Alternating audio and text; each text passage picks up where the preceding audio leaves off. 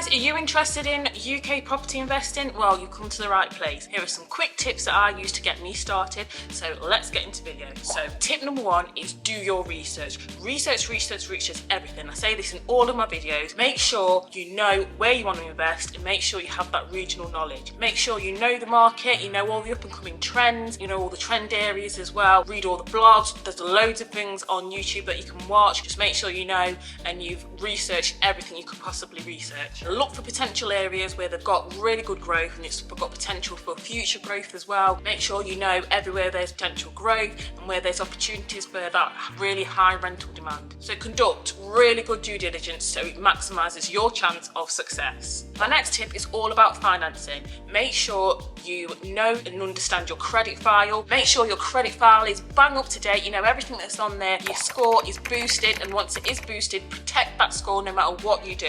I've also done video on how to maximise your credit score, like how I did, using tips and tricks that I used to make sure that your score is as high as it possibly can, because when it is quite high, you've got loads of opportunities and you've got access to the best rates and the best available funding that's out there. Make sure that all of your finances are in order before you start, and you can also talk to a couple of financial advisors if you want. I've got a really good mortgage broker that I use. I'll pop her details in the link in the description box. Just make sure you speak to these experts just to know what is out there available to you and what you can go for. Just remember, getting the right financing can make all the difference. It can make or break your deal. And my next tip is all about networking. Remember, your network is your net worth. Make sure you go to quite a few networking events. I've gone to quite a few. There's Steve Hamilton. He does quite a good range of networking events all over the country that you can go to. Go to these events, find people that are property, like-minded people like yourself, and mingle with those, because you never know whether someone's looking for a joint venture or whether someone's got a skill set that you can utilise and make the most of. Make sure that you're also building relationships with professionals, with estate agents, with structural engineers, designers, and any people like those, and builders, so that you've got a nice, lovely build team around you that you can draw on when you need some work doing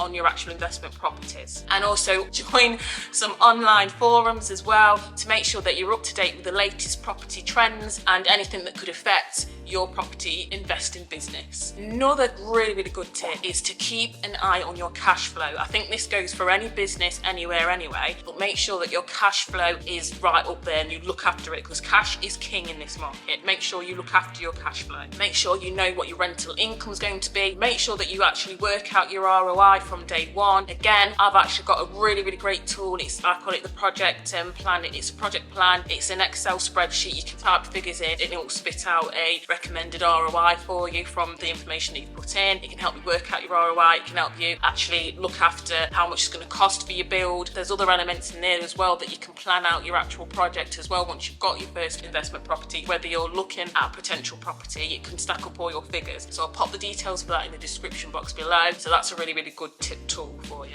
With that as well, you need to also look at everything like management fees. If you're remote investing, maybe you've got an estate agent that's going to manage your portfolio for you. Make sure you know all your facts and figures, and make sure if there are any problems with any of your investment properties that you're looking after remotely, make sure that they give you 3 quotes as well, so that that's tested the market and that you're getting the best value for money, and you know that you're not spending over the odds for a bit of work that needs to be done to maintain your properties. Make sure you know all of your maintenance costs, all your void periods, all of your management fees. Things like that can really affect your bottom line, so make sure you know all of those figures and you've taken that into account from day one when you begin analysing your property at the start, when you're looking to see whether this property stacks up for you. And also make sure that you know the local rental market. Make sure that you're going to be getting as much rent as you think you're going to be getting, and again it goes back to the financial tip that I gave you. Make sure that that's all factored in so that you've got an accurate cost, for a realistic cost for your mortgage figure versus how much you're going to get in rent, and make sure that that covers it. Make sure that you know that that's giving you the right ROI that you've set yourself, and just make sure that all stacks up. And that actually brings me on to my next point, which is actually a bonus point for you. You need to make sure that you have a really robust property investing plan for yourself that's set out. Again, I've done past videos on this. Make sure that you sit down and you work out your 5-year property investing plan, and make sure that you've got SMART goals and that your plan is based on those SMART goals.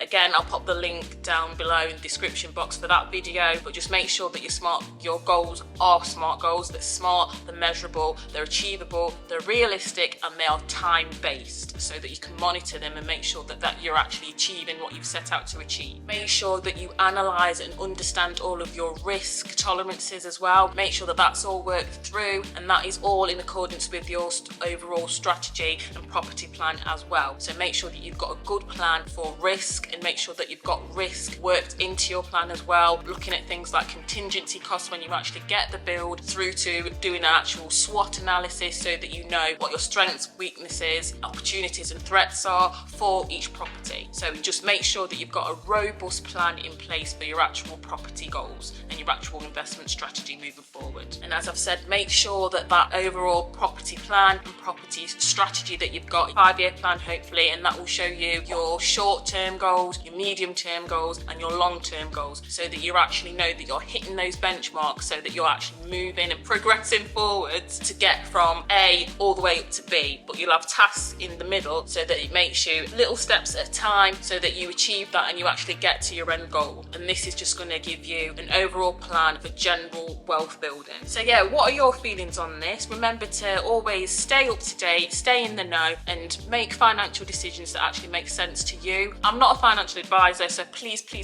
seek proper advice from a financial advisor. But these are some of the things that I would be looking at if I were to start my whole property investing journey again. So just make sure you stay in the know, make sure you make financial decisions that actually make sense, and make sure that you've got an overall plan and strategy in place. Thanks for watching. You might be thinking, well, Sabrina, I've already got an investment property and now I'm trying to do it up. I'm stuck on these following points. Well, if that's true, watch this video next and you see me step by step doing up my current project, and you'll see all the trials and tribulations that I've gone through to do this investment property up. Thank you for watching, guys. Please like, comment and subscribe, and see you in the next one. Thanks.